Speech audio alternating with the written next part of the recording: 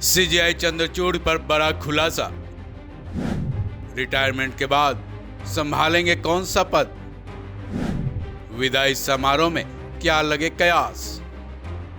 11 नवंबर को देश के नए सीजीआई मिलने वाले हैं। संजीव खन्ना 11 नवंबर को सीजीआई पद की शपथ लेंगे। वहीं 8 नवंबर को सीजीआई चंद्रचूड़ के फेयरवेल समारोह में एक बड़ा खुलासा किए जाने का दावा किया जा रहा है।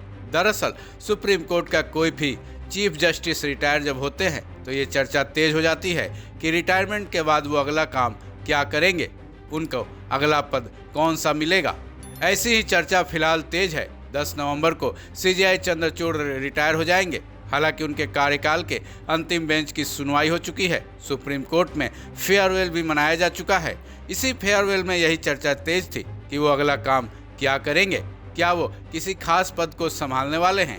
फेयरवेल सेरेमनी के दौरान नाना पालकीवाल लॉ क्लब के एक मेंबर एडवोकेट ने सीजीआई चंद्रचूड़ को तो इस बात तक की बधाई दे डाली कि रिटायरमेंट के बाद वो इंटरनेशनल कोर्ट ऑफ जस्टिस में पद संभालने जा रहे हैं। हालांकि सीजीआई चंद्रचूड़ भी उस एडवोकेट की बात सुनकर चकित रह गए। फिर क्या था, भरे सवाल वाले निगाहों के साथ सीजीआई चंद्रचूड़ अपने साथी जजों की तरफ देखते ही रह गए।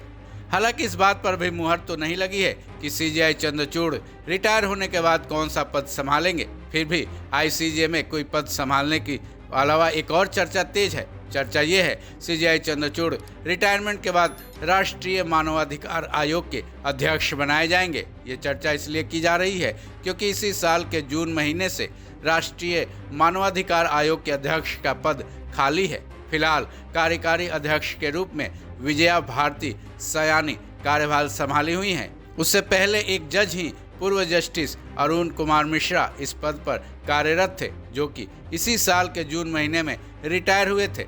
हालांकि इस पद को लेकर अभी भी कयासों का दौर ही जारी है। आगे क्या होगा, फिलहाल ना तो सीजीआई की तरफ से और ना ही देश के किसी भी विभाग की तरफ से कोई आधिकारिक ऐलान हुआ है।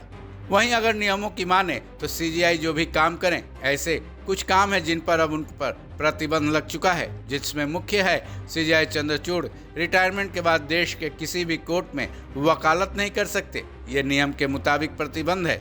लेकिन सुप्रीम कोर्ट का कोई भी रिटायर्ड चीफ जस्टिस या फिर जज सार्वजनिक सेवाओं में अपनी भूमिका निभा सकते हैं। राज्यपाल या फिर सरकारी समितियों के सदस्य बन सकते हैं।